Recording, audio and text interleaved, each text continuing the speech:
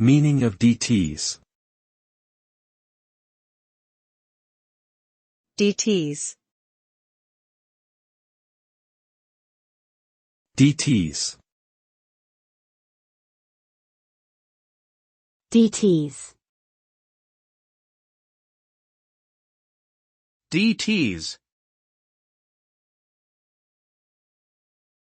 DTs is an acronym that can have multiple meanings depending on the context in which it is used. In medicine, it can stand for delirium tremens, which is a severe withdrawal syndrome experienced by alcoholics. In sports, it can mean defensive tackles, which refers to a player position in American football. In computing, it can stand for data types, which are classifications used to define variables. Therefore, the meaning of DTs can vary widely depending on the field in which it appears.